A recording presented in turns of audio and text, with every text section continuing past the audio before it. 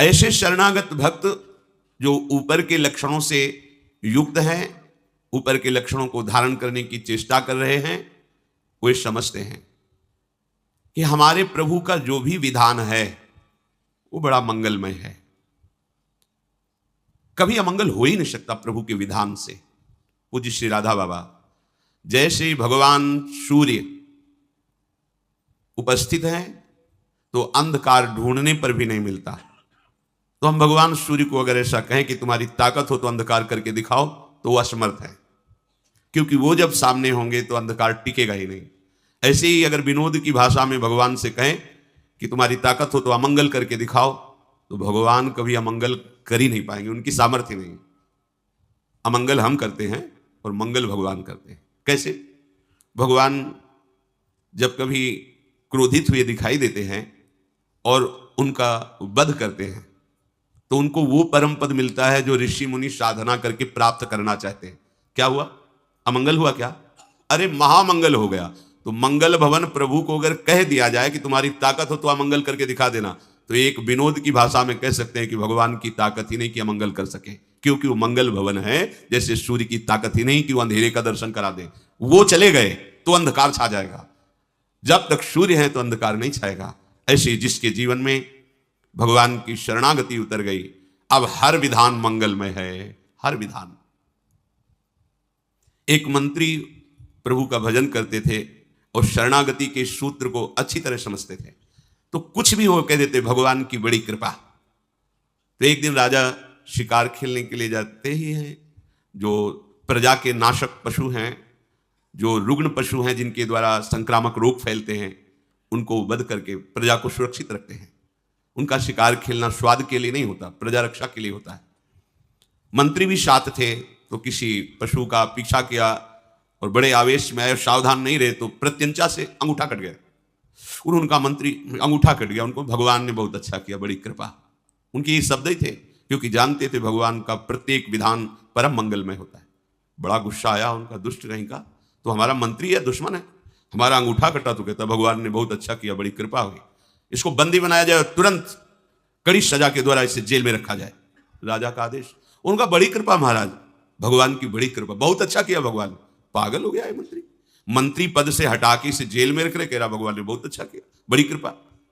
कुछ दिन बाद वैद्यों के द्वारा अंगूठा ठीक हुआ, स्वभाववश फिर शिकार खेलने के लिए गए। एक पशु का पीछा किया, जो राज सैनिक थे वो जंगल की गलियों में पीछे रह गए, वो आगे निकल गए।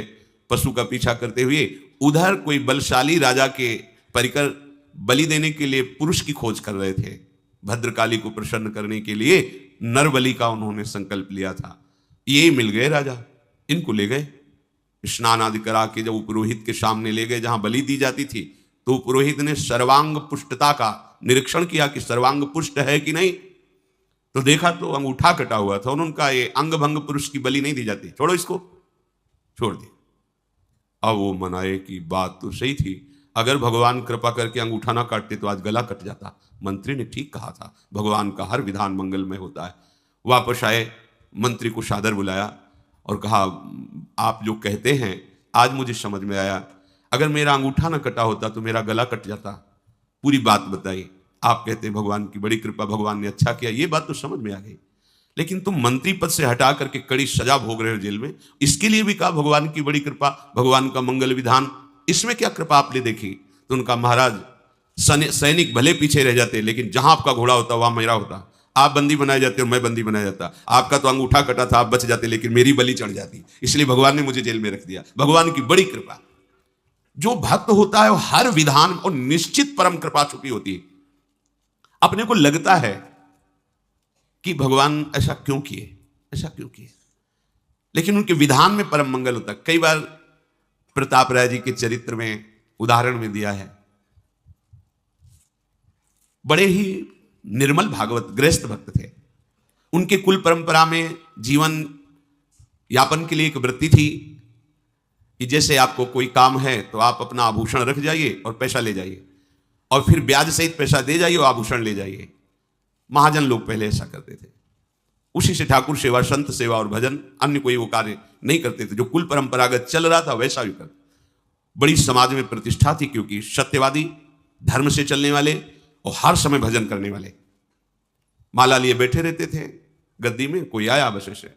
तो जो वहाँ के काजी थे वो अन्य धर्मावलंबी थे, तो कुछ दुष्ट लोगों ने उनको भड़काया कि इसकी इतनी प्रतिष्ठा हो रही है, इतना मान हो रहा है और धन भी आ रहा है।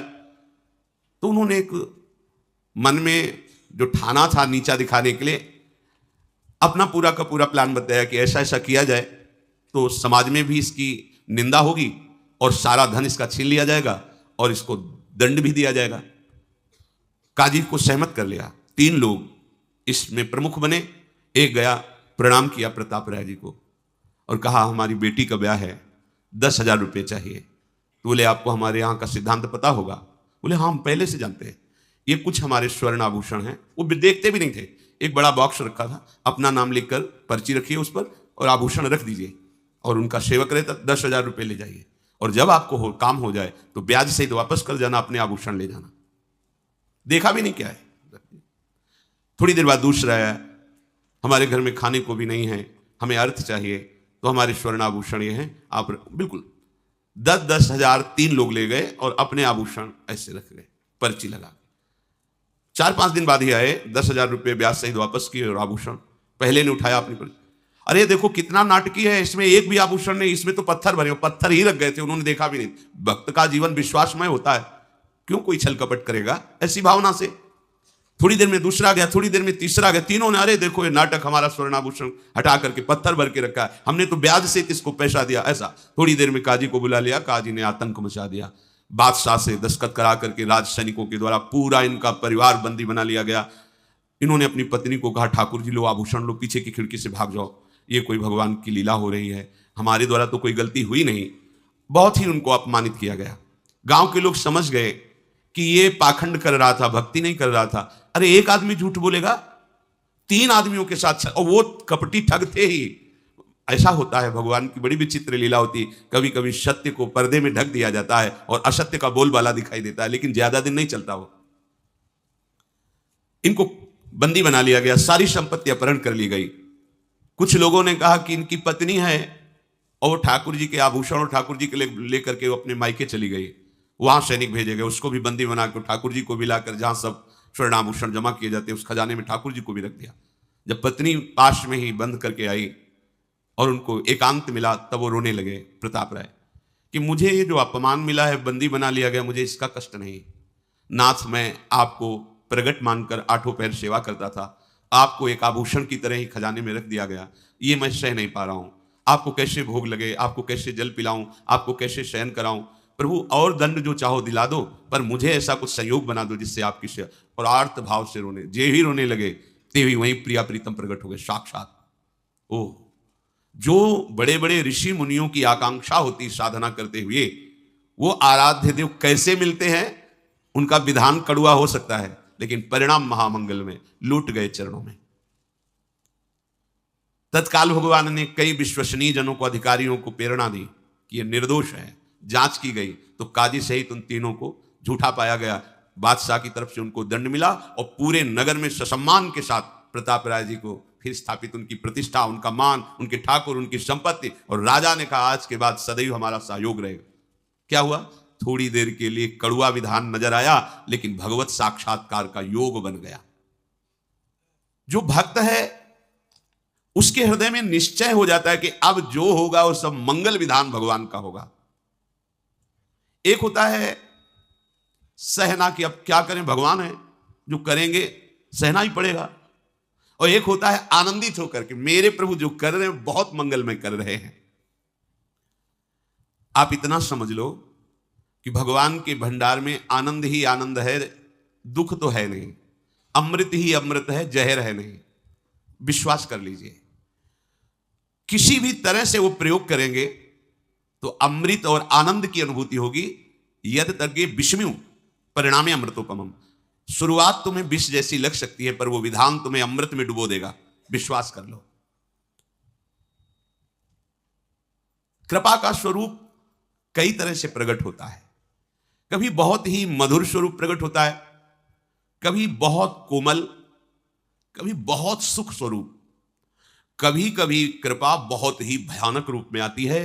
बड़ी ही कट रूप में आती है, बड़ी ही भीषण रूप में आती है, पर उसका परिणाम बहुत मंगलमय होता है।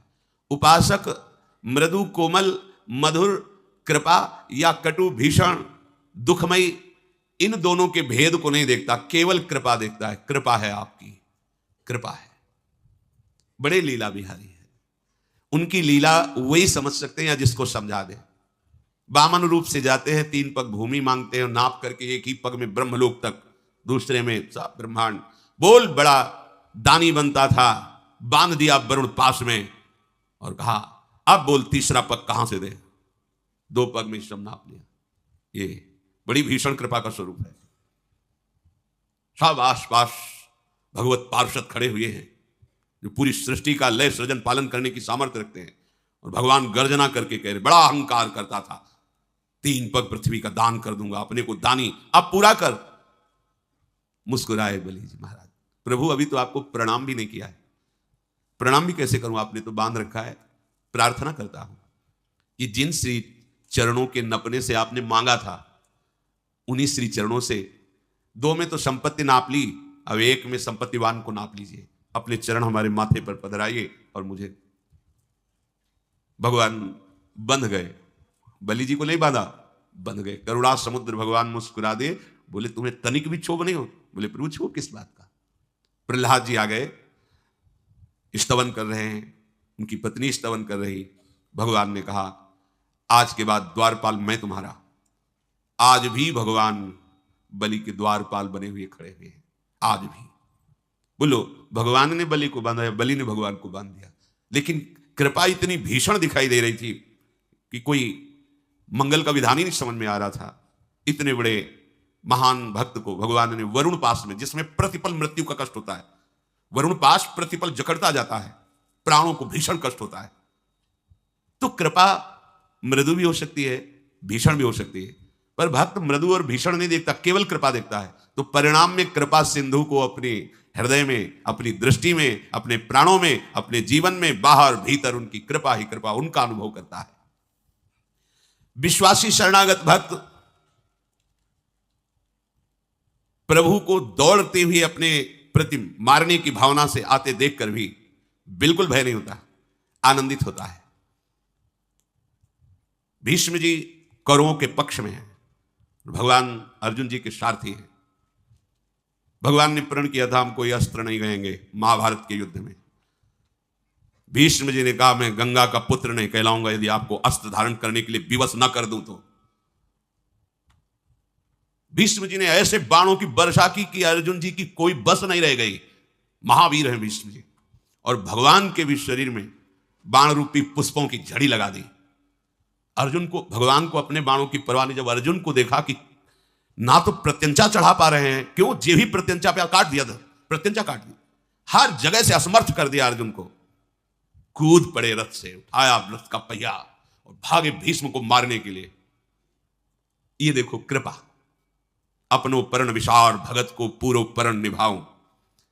भीष्म जी ने धनुष बाण रख दिया और घुटने टेक कर हाथ जोड़कर बैठ गए और कहा ए ही पुंडरी काक्ष देव देव नमोस्तुते मामद्य सात्वत श्रेष्ठ पातयस्व महावे त्वया ही देव संग्रामे हतस्यापि ममानघ श्रेय एव परम कृष्ण लोके भवति सर्वतः संभावितोस्मि गोविंद त्रैलोक्ये नाद्य संयुगे प्रहरस्व यथेष्टम वही दासोस्मि तव चानघ।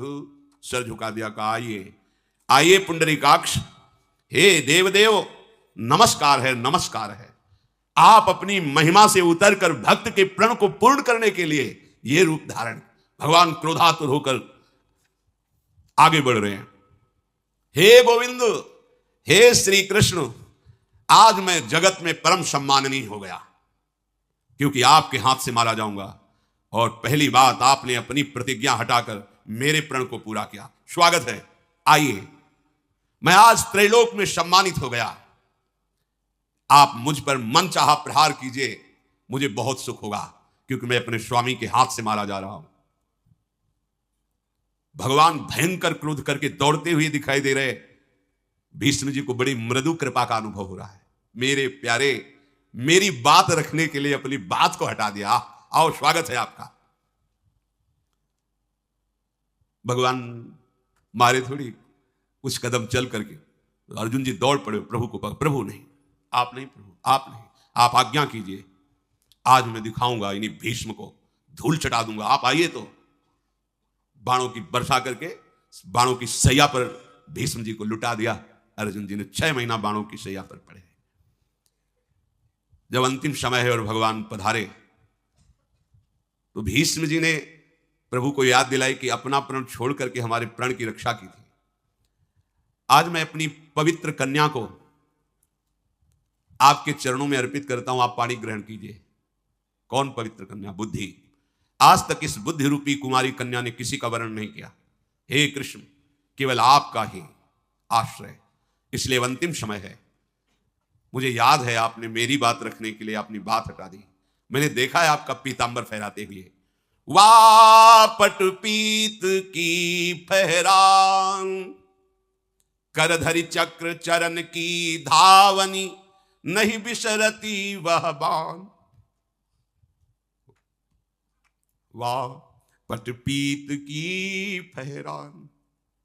आप हमारे लिए सत्य, वेद कहते हैं, शास्त्र कहते हैं, आप सत्य हैं, सत्य नारायण हैं, सच्चिदानंद हैं। आप अपने वचन को झूठे करके मेरे वचन को साचा किया। प्रभु आपकी करुणा की बात ये वर्णन करने में नहीं आती। नाथ रथ ते उतरी अवनी आतुर है, कचरज की लपटान, मानो सिंह सैल ते निकस्यो, महामत गज जान। जिन गोपाल मेरो पन राख्यो, मेटी वेद की कान, सोई सूर सहाय हमारे, निकट भये हैं आन। आज हमारे प्राण निकलने वाले हैं, तो प्रभु आप उसी करुणा से आप हमारे सामने आ गए। बड़े बड़े योगी जन चाहते हैं कि अंत में आपका स्मरण आ जाए, आपका ध्यान आ जाए। आप अपने जनों को कितना प्यार करते हैं। वेद की मर्यादा को एक तरफ रख करके कि प्रभु सत्य हैं, उनके वचन सत्य हैं, आपने अपने सत्य प्रण को छोड़कर मेरे प्रण की रक्षा की, और आज अंतिम समय देखो आप मेरे सामने खड़े हो। भक्त को किसी भी परिस्थिति में ऐसा अनुभव नहीं होता कि भगवान की बड़ी कड़वी कृपा है। कभी ऐसा हर विधान परम सुख सच्ची, जब वो समझाते हैं फिर समझ में आता है कि प्रभु आप कितने कृपालु हैं। अगर आप ऐसा ना करते तो ऐसा ना होता। निश्चित आपकी कृपा ही कृपा है। भगवान विधान बदलने में सर्वसमर्थ हैं, पर वो अपने भक्त के मंगल के लिए विधान करते हैं। थोड़ा सा आपको लगेगा कि बहुत ही हानिकारक विधान हुआ, अब कोई हमें पूछता नहीं है, हमारी लौकिक उन्नति मारी गई, कोई हमें प्यार नहीं करता। सच्ची समझो, अब आपको उस योग्य बना रहे हैं जिसमें अजान बाहु प्रभु आकर अपनी बाहुओं में तुम्हें भर लेंगे, उस योग्य बना रहे हैं। बहुतों ने हमें कहा कि हम आपको प्यार करते हैं, आज तक कोई साथ नहीं है। लेकिन जो वास्तविक प्यार करते हैं प्रभु, वो जब हमारे को अपने हृदय से लगाएंगे तो परम विश्राम मिल जाएगा, फिर किसी और की जरूरत नहीं है। यदि कोई ऐसे भगवान के विधान को समझता है कि क्या करूं, अब कोई उपाय नहीं इससे बचने का, अब सर्व समर्थ है, उनको जो मन में आता है सो कर देते हैं, सहना पड़ेगा, ये मतलब यहां जो चर्चा हो रही है उस भक्त की नहीं। वो भी भक्त है, यहां उस भक्त की हो रही जो कड़वे से कड़वे विधान को मुस्कुरा कर सहता है। मंगल रूप भगवान का विधान मंगल में देख करके परम अनुकूलता का अनुभव करते हुए उसमें आनंदित होता है। उपासक प्रभु के हर विधान को मंगल में देखना, ये सूत्र